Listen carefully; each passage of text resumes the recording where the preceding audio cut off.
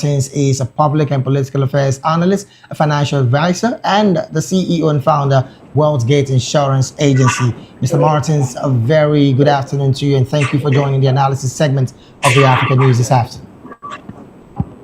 Thank you, Mr. David. Good afternoon to you.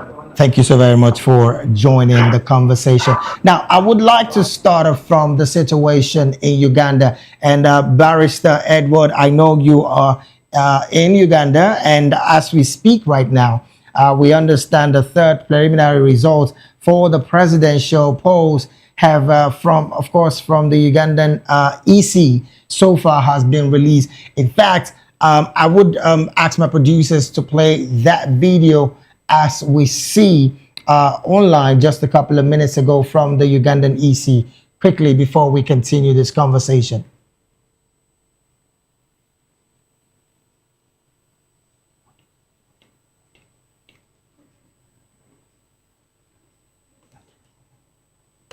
In 20.71. Kasavante Robert, 20,626, constituting 0.30% of the valid votes cast. Kyagulanyi Sentamu Robert, 1,414,619, constituting 20.71% of the total votes cast. Mabirizi Joseph, 14,106, constituting 0.21% of the valid votes cast. Mugisha Gregory Muntu Oyera, 38,582, constituting 0.56% of the valid votes cast. Munyagwa Mubarak Serunga, 19,034, constituting 0.28% of the valid votes cast. Nandala Mafabi James Nathan, 144,564, constituting 2.12% of the total votes cast. Yoweri Tuhaburwa Kaguta Museveni, 5,148,845,000, constituting 75.38 valid votes cast. The valid votes altogether for all the candidates so far are 6,830,089. 60,830,089. Invalid votes 170,655, constituting 2.44% of the total votes cast. The total votes altogether valid are 7,744, constituting 32.34% of the register. There you have it. Well, again, this is coming in from the Ugandan EC so far. I'm going to come up to you now, Barrister Edward. Interestingly, just like you heard the EC boss saying there, that President Kaguta Museveni has about over 5 million votes. It's about 5,148,845, as against Bobby Wine, who has presently 1,414,619 votes. Now, already as we speak, 95.38% of the vote casted is presently to the incumbent president. First, this is coming from the backdrop of the situation that has so far been described by the UN as a repression process in Uganda. Take us through the situation and, of course, the body language of Ugandans this today, even as the election results are thrown in, and of course, as they are getting the results? Thank you. Indeed, the situation here is alarming. It's a situation which is not all that good. First of all, the Electoral Commission is announcing results. Ugandans don't know where they are coming from. The election started yesterday. Elections started yesterday, Right. and the close of the day. Actually, as you've been hearing, the internet was switched off. The internet was not working everywhere in the country, so there was no access in every actually the government services. Though there was some kind of a plan that the government had planned to provide a different kind of a platform to the special groups of people to use internet. So we are asking ourselves, how did the Electoral Commission get these results they are announcing? So it is still on contention that the results being announced are not what actually being displayed at the polling stations. Just today, I want to show, I tell you that the Electoral Commission chairman himself admitted, because this was raised. It was raised up, and he admitted that in the event that the results which they are announcing are not tallying with the ones which are in the polling stations, he is there to correct whatever. So it gives us actually question marks on where the results are coming from. Secondly, another issue here is that the system they are using collapsed even up to today morning. It is meaning that this is a system which was actually built purposely for different purpose. This is a system which was not meant to provide fair election in Uganda. Ugandans are the tension in Uganda is totally high. People are not in the moods, because whatever the Electoral Commission is announcing is not what people have been expecting.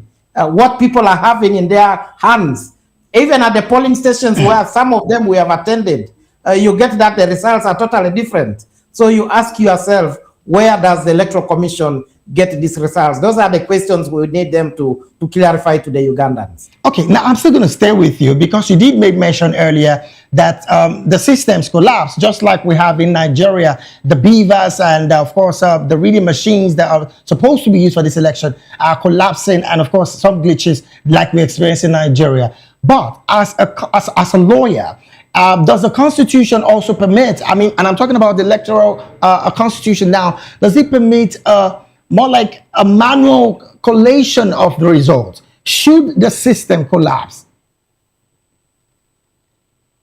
Yes, there is a provision of that. Okay. But what we are saying, what the Electoral Commission is announcing, these are provisional results which are coming directly from the kind of a system which was built actually to provide results to the whole nation, people to see this how the results actually. So now we are questioning that system, because the system did not work this morning. The system was off. Actually, the tallying station where the results actually supposed to be tallied, himself, the chairman, admitted he was going to consult with his team why the system actually collapsed. So those are the questions. But now, voting manually, the Constitution allows. The Constitution allowed, but this is what we even expected. We said it would be better to allow Ugandans to exercise elections even manually, and allow them to be near and count their vote physically when they are there. Now, again, I'm still going to stay with you before we go to Kenya. I don't know if my producers are ready. There are some footages where election results, election documents were counted manually. And you just mentioned now that the provision of the law permits that to happen should the system collapse like we've experienced. Now, you also did mention that the tally head also complained of irregularities surrounding the election. But my question now to you would now be, with results from the EC being announced presently, 78% already for the sitting president. I'm talking about the incumbent president, Yoweri Kaguta Museveni. Can this be contested in court with all of these irregularities that we see? And would there be hope for the Ugandan people? Because like you said earlier, what the Ugandan people are expecting is not what they are seeing from the result that has been announced by the election commission. In fact, it should be contested in the court, but unfortunately, as we have been discussing these issues, Uganda is a country which is captured by the same regime. So you get that even going to court would be a waste of time. This was an arrangement which was already done earlier to make sure that Museveni gets back to power. I'm only praying for my fellow Ugandans to remain calm. I'm only praying that it is not long. It is not all that lost. We have exercised ourselves. We have exercised our rights to give a vote and do what is necessary by the Constitution. So the reality is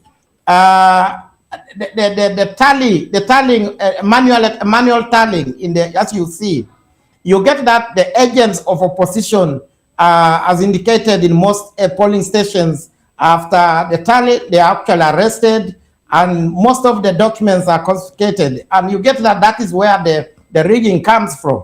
So as we talk, we still have hope that we have our original documents held by our own people, and we shall be producing them and showing to the public.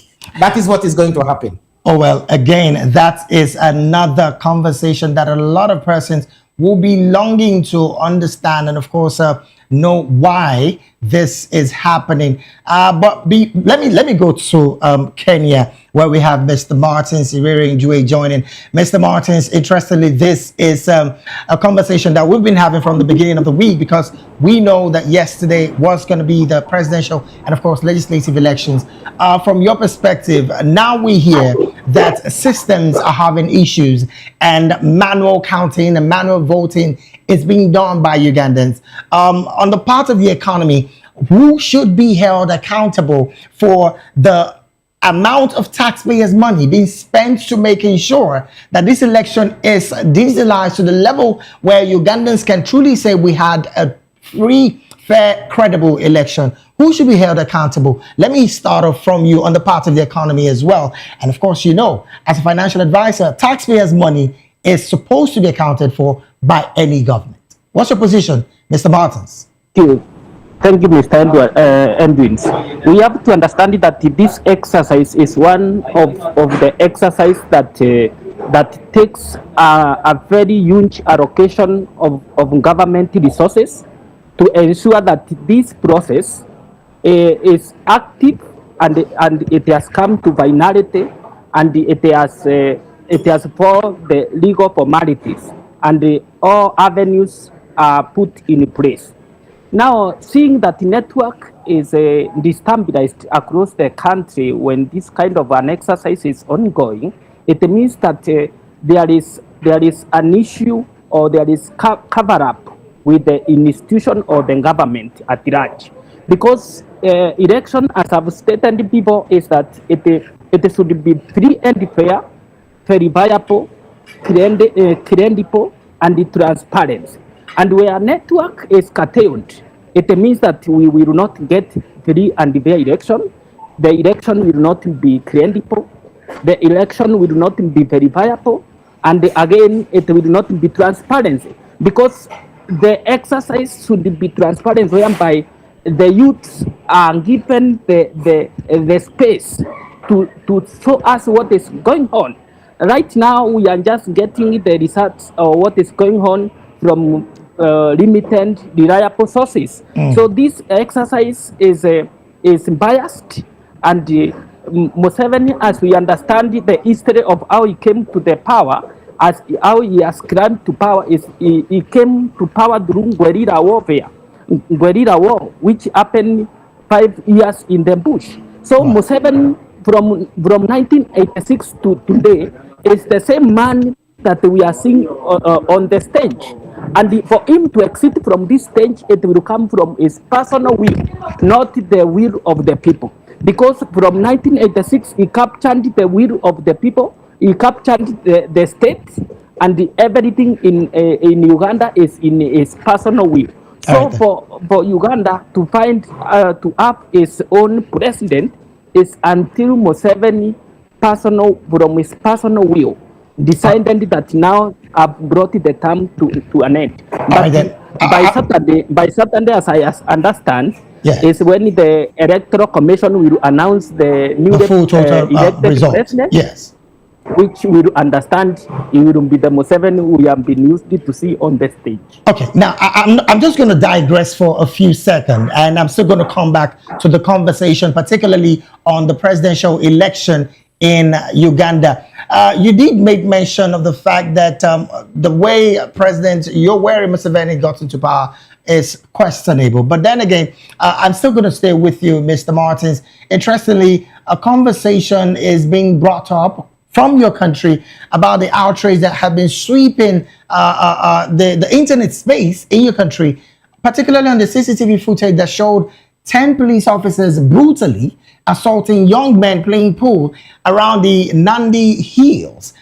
You, of course, have an idea of the story. Now, these men were ordered to lie down on the ground where the officers demanded identification and physically was brutalizing these people.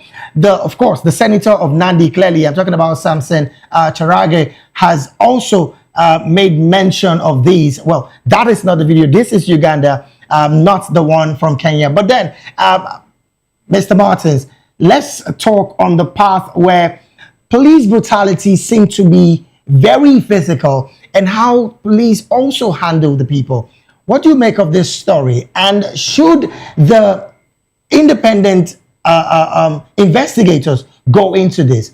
Do you see anybody being held accountable for these brutal assaults on these young Kenyans? Yeah, and Edward, it is sad that here in Kenya particularly and the other states of Africa, we have seen police brutality, police using excess in maintaining law and order. In this scenario, these young men were playing a game of pool table, whereby we should give youth their talent, no matter the. You see, during our Moise era, who was our second president, police was using this excess to destabilize any group of youth or people coming together. But they don't understand that currently we have a constitution that is giving us free will to exercise our talent.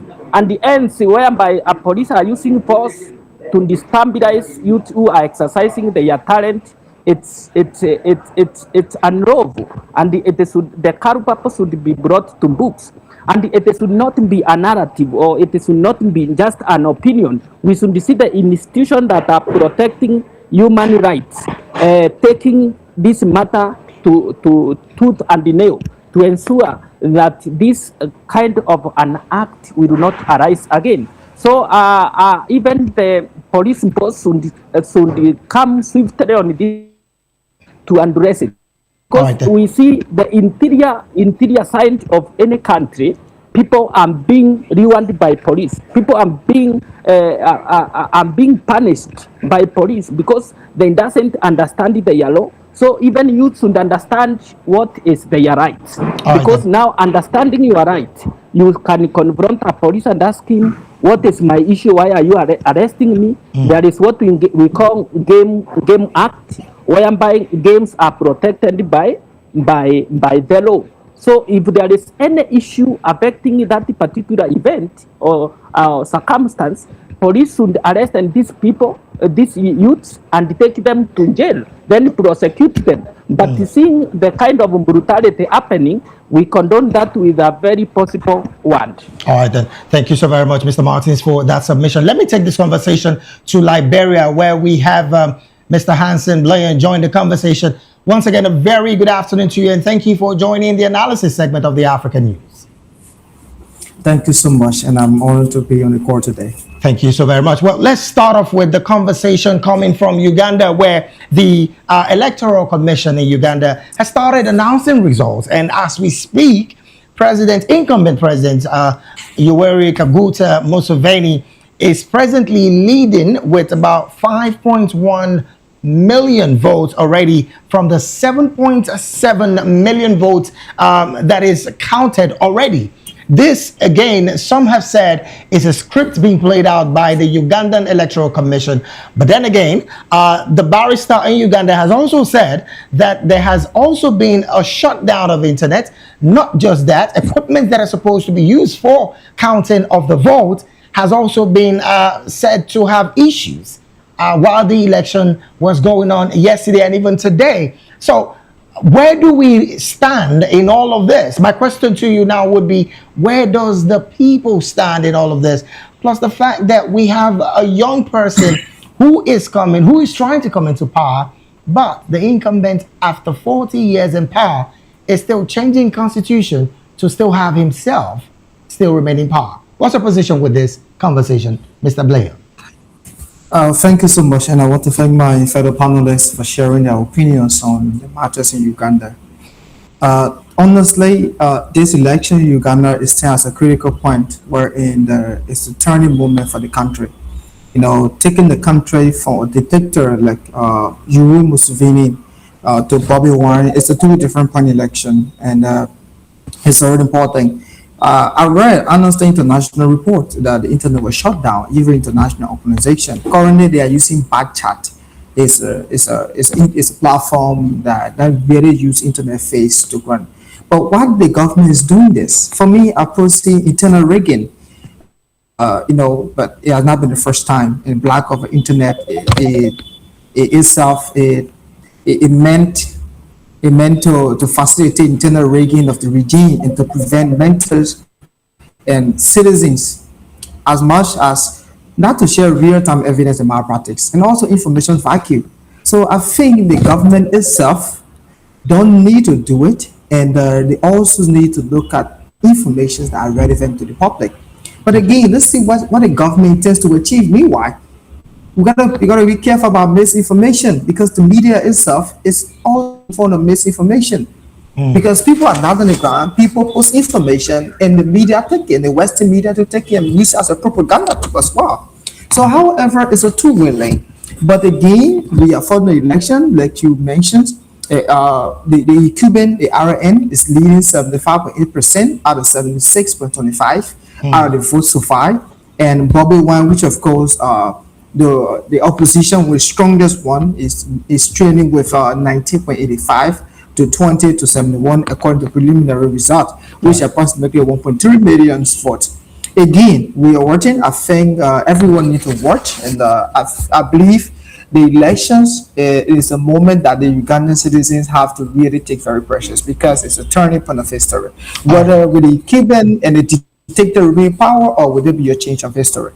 All right, then. Well, let me stay with you, Mr. Blair. Interestingly, in your country, there was also some level of protest from young people as against what the legislators decided to do, particularly the creation of 14 new legislative seats. Questions have been raised about the fact that the legislators clearly have acted against the Constitution, which the young people also took to the streets to air their voice. What's the situation in Monrovia today on that particular protest? And then what has been the way forward after these protests went down earlier yesterday and, of course, today? There's a youth organizations that came on the banners and to petition the lawmakers and not to establish additional voting seat, and also because the thing is, for me as a young person, we don't need additional districts to be created. We need jobs. We need opportunity. We need young people we need avenue that young people can explore and to better the country, not to seek Europe as greener pastures land.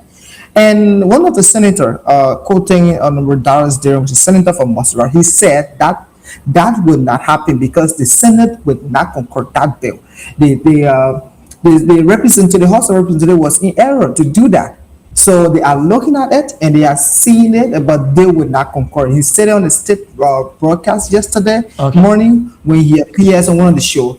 So I think, and a lot of us will know that, but at creation of additional district is just exploiting the country, because the current one that we do have, like in the voice of someone, they said there are a bunch of thieves or whatever. But we don't need additional law. We want to reduce the lawmakers at the moment, because they are benefiting a lot, and the country is not moving anywhere. Every citizen lives are not improving.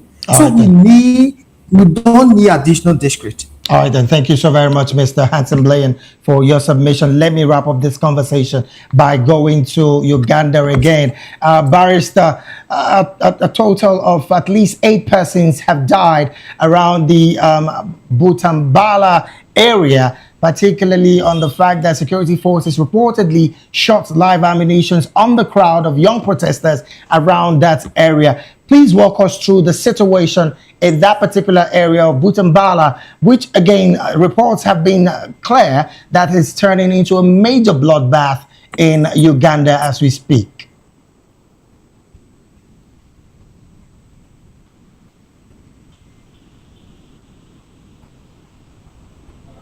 Barrister, please, we need you to unmute your mic so we can hear you clearly.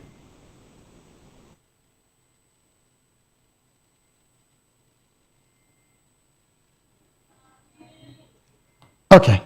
Barrister, we would need you to unmute yourself so we can get the situation report on that particular axis from you. We can barely hear you now.